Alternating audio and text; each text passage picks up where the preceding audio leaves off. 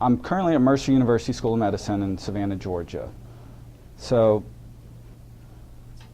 as a medical student at Mercer University, part of our curriculum requires that I come back to my home community of Ackworth, Kennesaw, and do what we called a health needs assessment. Okay, so what that entails is I go to a doctor's office locally, and the doctor's office I'm currently at is right next to the Publix at Brookstone, so plenty of you probably know where that is. And I work and treat people in the community. I also, over the last 4 years, have talked with people in the community and taken note of things that we have that allow us to be healthy and well.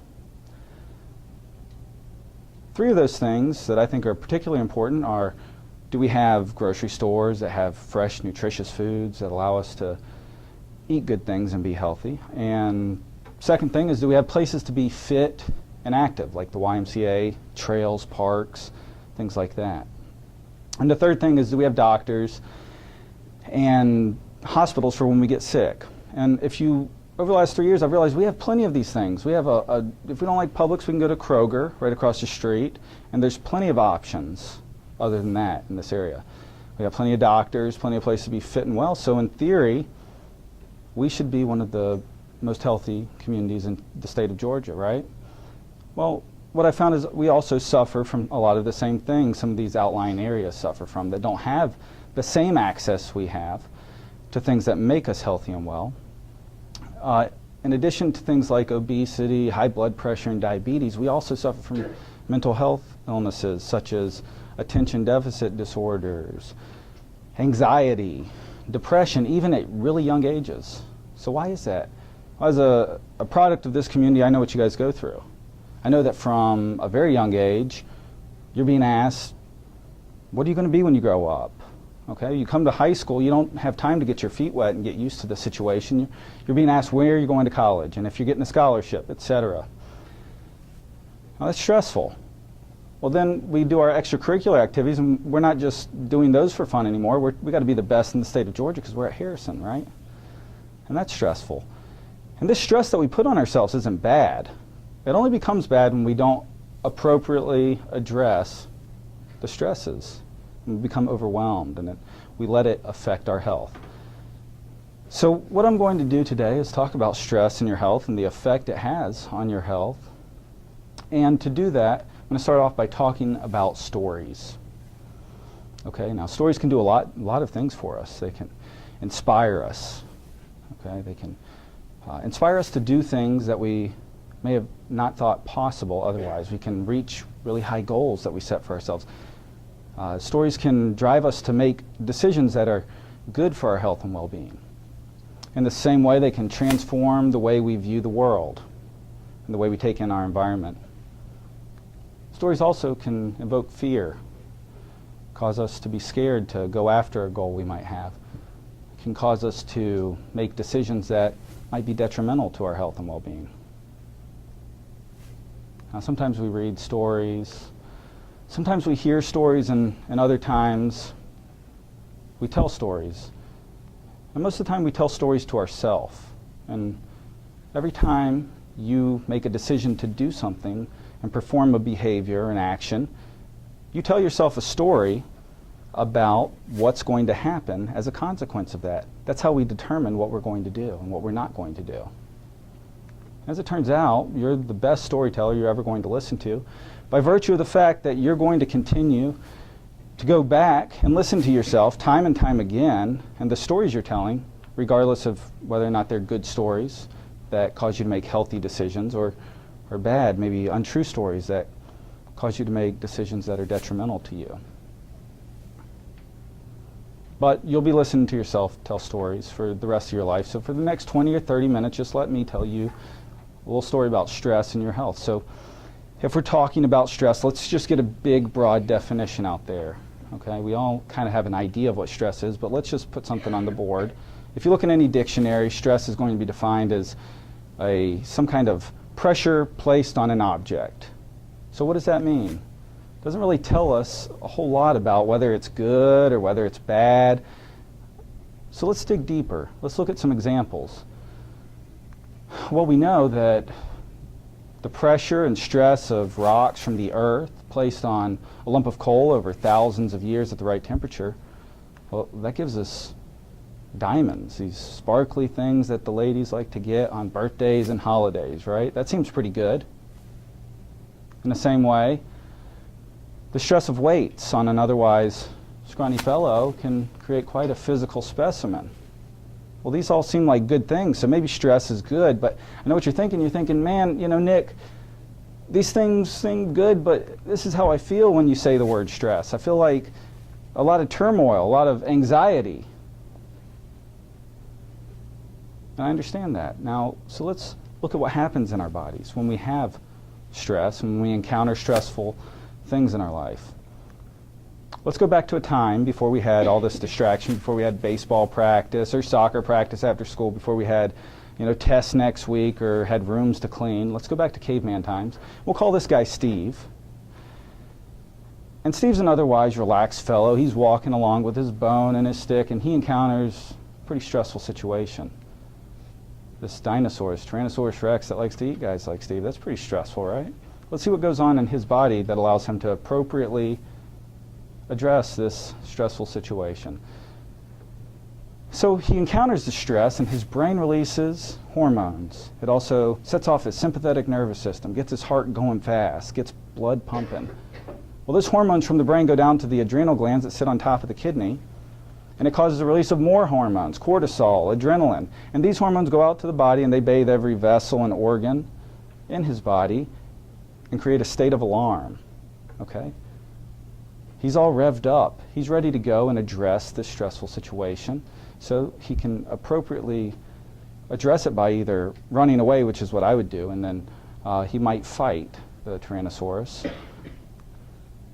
But then after he addresses the stress, if he happens to survive this chance encounter, his body's going to defuel. He's going to go back to being his relaxed self because all those stress hormones are going to dissolve away. He doesn't need to be revved up anymore. Okay? But we don't live in Steve's world, do we? We don't have these little things that just pop up by chance. We have a lot of things, some things down the road. This is maybe more representative of what we feel like on a daily basis. We wake up and we're like, man, you know, I got a good night's sleep. I'm going to get back on track. I'm going to exercise today. But oh man, I got a test next week in math, so I'm going to have to study for that. Maybe I won't be able to exercise. Then prom's around the corner, and I'm going to have to figure out who I'm going to ask. Maybe I should call my friends and find out who they're asking so we don't ask the same person, and my parents might get mad at me if I don't clean my room. Get overwhelmed. And you start to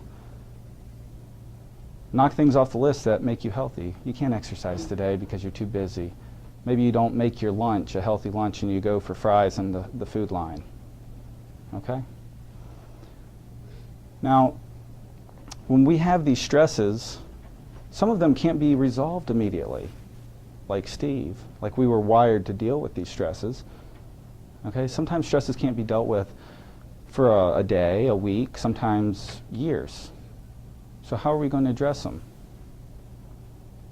When we have these stresses, our bodies are in this state of being revved up at a low level. And what does it cause? It causes two problems that are bad for our health. First one being physiological, okay? Because all these hormones kind of throw off our normal physiology. They make it harder to lose weight, make it harder to sleep, okay? Make us anxious, maybe depressed. But probably worse than this is the stories it causes us to tell ourselves that drives our actions. We start to tell ourselves, you know, I'm overwhelmed. I have a lot of stuff going on. There's no way my parents can understand, right? So I'm going to close them off when I get home. I'm not going to vent to them and share my stresses. In the same way, you might say, you know, I don't have time to eat a regular meal tonight. I'm just going to drive through and get a pizza at Pizza Hut. Okay? We start to make these little decisions. I think this picture is pretty representative of how we feel sometimes, because stress does spell desserts backwards, and that's pretty neat, right? But a lot of times we reach for that cake or piece of pie when we feel bad because it gives us the warm fuzzies. But it might not be the best healthy decision we can make. So let's build a framework today with which we can approach the world and the stresses we encounter.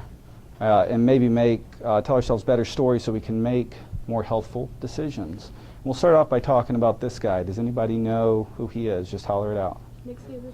Okay, good. Nick Saban, Coach Saban of the Alabama Crimson Tide. Now, unless you've been living under a rock for the last couple of years, you'll know that he's had a pretty good run of it, right? 3 out of the last 4 national titles. Pretty impressive. Georgia Bulldogs haven't won one in what, 32 years? Winning a national championship is a big stress. So you might think, well, Coach Saban, when he wakes up in the morning, his goal must be to win a championship. But if you ask Coach Saban, he'll say, no, my goal is not to win championships, it's to build champions on a daily basis. So what's he saying? Well, winning a championship takes a whole season. That's a big stress. How can we break it down into a more resolvable stress that we can deal with on a daily basis and cross off and then go to bed and rest easy at night? Well, building champions is something he can do every day. And he goes on to say that champions aren't made because they win championships. They're made through the process by which they get to the championship. Okay, so these daily activities, these little things that they take care of on a daily basis.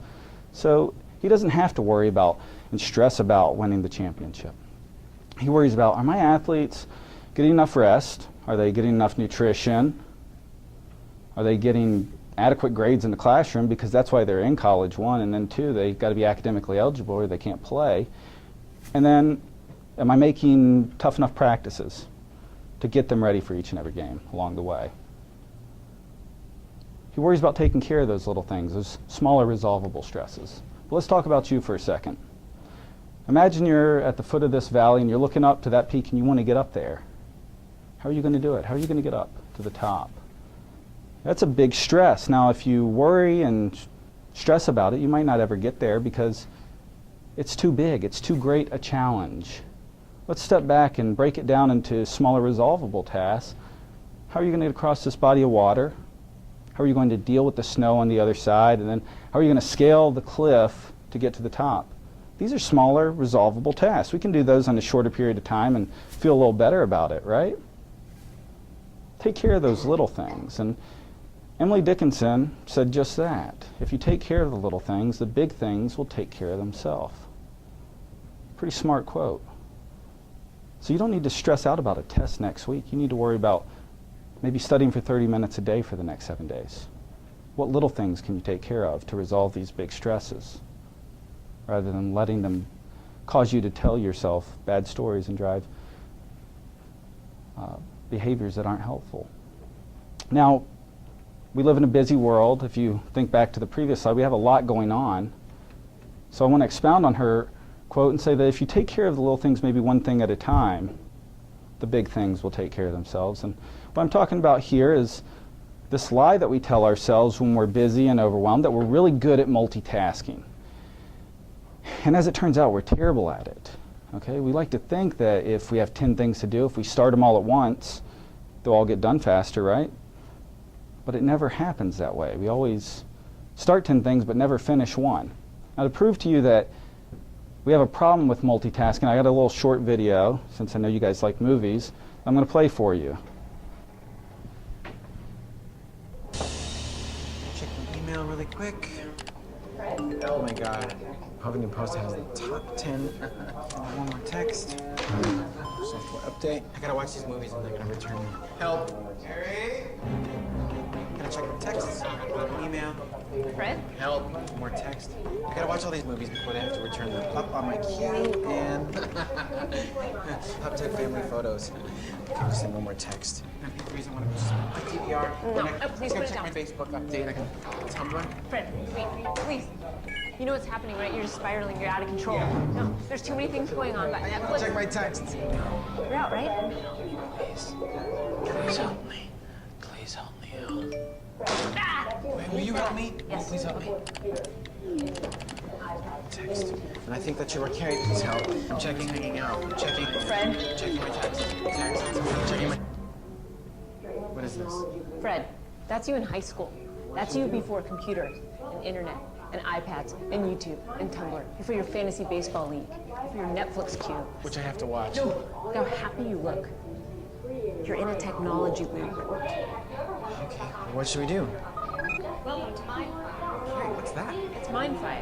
I just installed it. It's like Wi-Fi, but for thoughts. Now you can let go of all your electronic devices and just be free in your mind. Cool. How does it work? Hey, have you ever wondered what the hottest celebs are up to? Just think keyword gossip Oh, no. to get the latest celebrity Ooh, buzz. I'm gonna think about that. Do not think about that, Fred. Now transferring to celeb. Fred? Fred?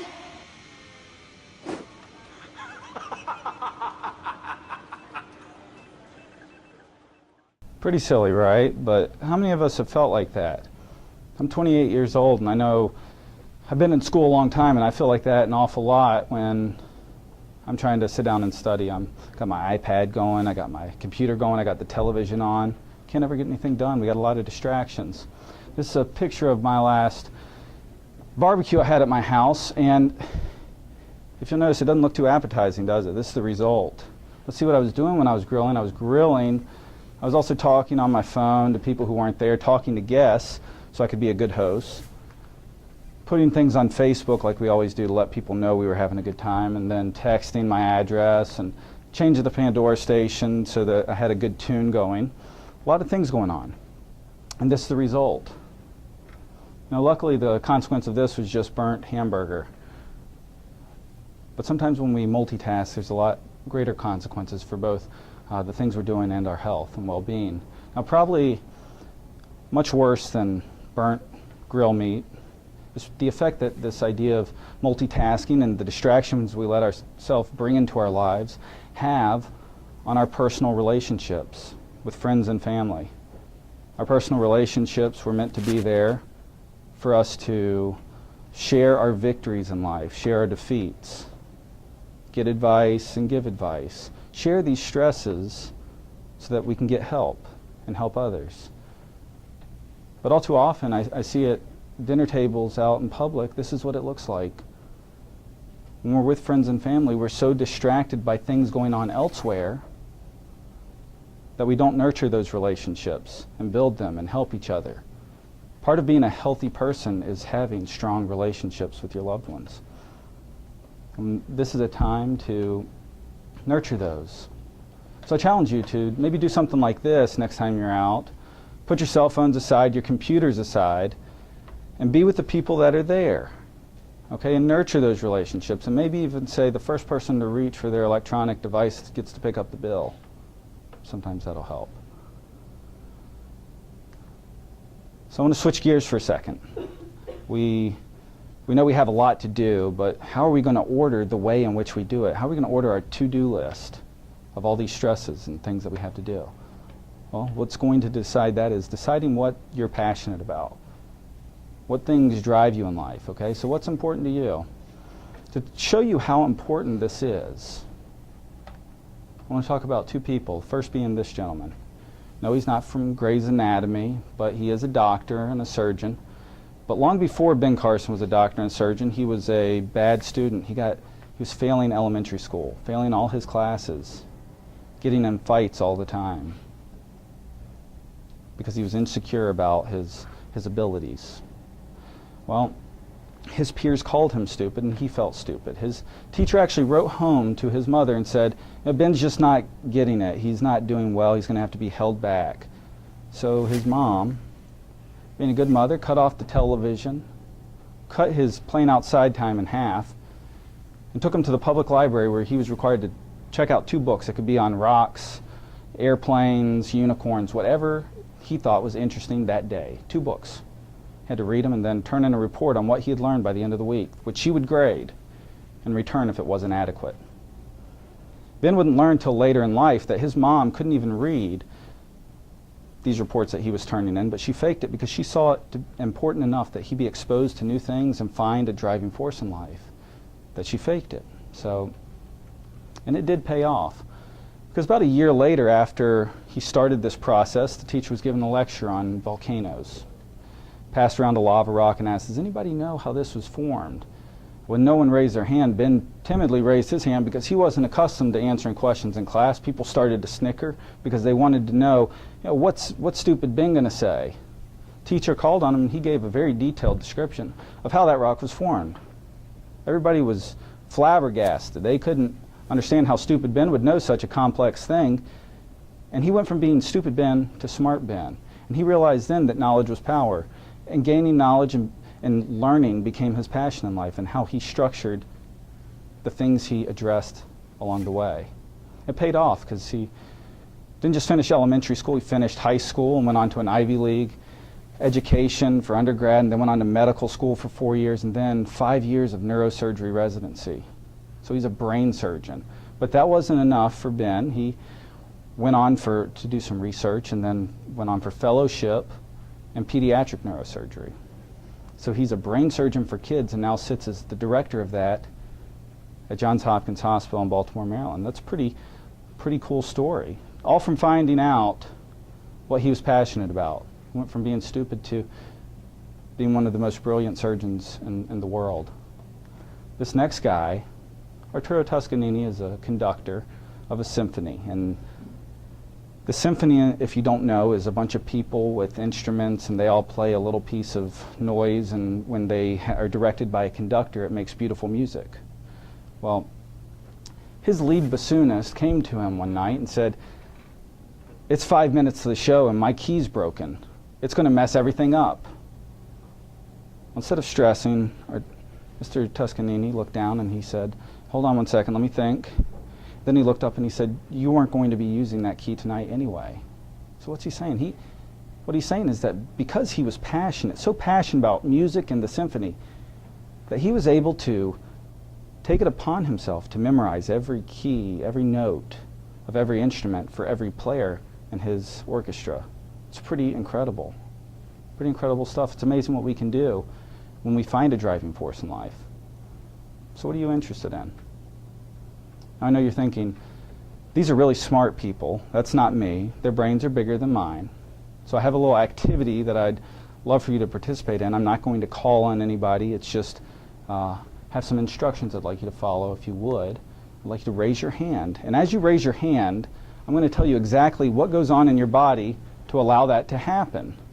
Okay?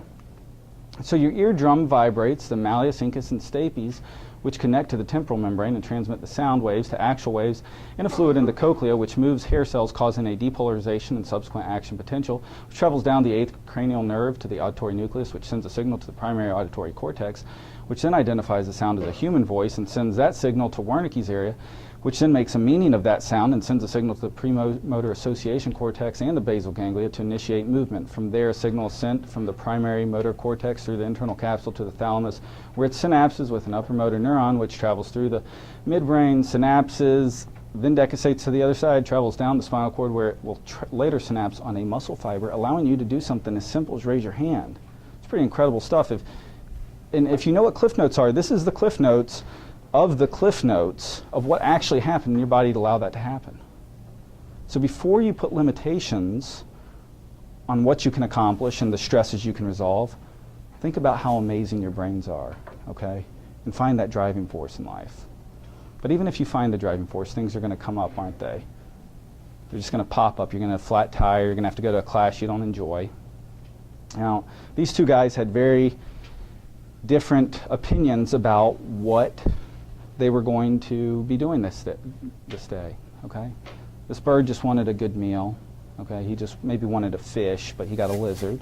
This lizard was just slithering through the bushes and never thought for a minute he'd be in the beak of a bird. But their attitudes and how they approach this stressful situation might just get them through it. So how's your attitude today, okay? Can we make little tweaks in how we approach the things we don't necessarily want to do, so that we get the most out of them and allow ourselves to make healthful decisions? So I know you're thinking, man, I don't really like going to math class. I just don't like math, but I have to graduate from high school and go to college. But can you fake it? Can you fake liking your math class enough that you can make it through it? Or even better yet, can you fake it until you become someone who goes to math class with a good attitude and gets the most out of it? Okay, you can sometimes find that you enjoy things when you just make little tweaks with your attitude. And I think we can fake it until we become it. I have one more activity, if you would oblige me. If you could take your finger and gently bite it like this lady's biting the stalk of celery. And as you do that, I'm going to tell you what I'm causing to happen in your bodies. So two things happen. Now whether you're happy about being here or mad at me for wasting your time or whatever your emotional state is, I'm forcing you to smile. Even if it's a fake smile, you're smiling nonetheless, okay? And by faking a smile, you're releasing certain chemicals in your brain that correspond to happiness. How about that? By faking happiness, you're actually having a chemical release that corresponds to happiness. Huh. So I think we can make little adjustments in the way we approach stresses that can allow us to make more healthful decisions. So we've gone over a lot of things today, and I appreciate your patience. Now, we talked about stories and how they affect our decisions and behaviors and how stress affects those things. And then also, we kind of talked about how we can better approach stress, maybe take care of little things, those big stresses, break them down into their most elemental forms, take care of those things one thing at a time, find a driving force in life so that you can appropriately structure which stresses are most important to address. Then maybe tweaking your attitude so you can get the most out of life. Now, I have one last story, and it's not about stress, but it's a personal story about life and some of the lessons I've learned. And how many of you have parents that kind of don't get it? Sometimes they're kind of stupid. Because I know my dad is kind of, I thought he was an idiot for a long time, especially in high school. Okay, he just didn't understand what he was talking about. And this story's kind of set around that same time. I was about 10 years old, and I got a toy airplane for Christmas. It was a remote control deal where you set it on the driveway, get it going, and it takes off and flies around. Well, I got this thing, and he wanted to give me some advice, and I was like, man, let me alone. I don't know how to play with this thing. I'm just going to go out to the driveway and do it. So he lets me go out to the driveway, and I immediately look for which way the wind's blowing so I can get a good tailwind so it'll get going real fast. Because I know if I get the plane going fast enough, it's going to take off and fly around really, really well. So I find which way the wind's blowing, set the plane down, wait for a big gust, hit the forward control, and it starts to move. It starts to move real fast. After about 15 feet on the ground, I pull back on the throttle. Takes off about 2 feet and crashes down. It's a little frustrating. I was like, maybe this toy just needs to warm up, because that frequently happens with toys. So I gave it another shot. Did the same thing, waited for a bigger gust of wind, and got it pushed on that forward control even harder this time, so it got going even faster than before, because maybe it just wasn't going fast enough. Got it going even faster than before, pulled back, same result. So now I'm really frustrated. And my dad offers to help, so I'll let him have his shot, and he turns the plane around so it's facing the wind. And I'm like, man, this guy's an idiot. He's, but I'm going to let him have his time with it because, I'll be the guy telling him I told you so at the end of it. Well, he waits for the gust of wind, and he starts to hit the forward control. But the plane doesn't go fast this time. Kind of sputters along, struggles. Doesn't look like it's getting anywhere. But it gets moving, gains a little speed after a while, and after about 15 feet, he pulls back on the throttle gently, and the plane takes off to 25 feet in the air. I learned two very important lessons that day. And first being that maybe our parents have some good advice to offer us. Maybe we can share the things that bother us with them, and they can offer some good advice. And the second thing is that planes need a headwind to catch some lift and rise to great heights. And maybe we're not so different than that toy airplane. Maybe we need to fly into the wind to reach our true potential, okay? Maybe we need to make decisions that sometimes seem hard, sometimes seem like the difficult path to reach our true potential and reach those great heights. So I encourage you to fly into the wind, guys. I appreciate your time today.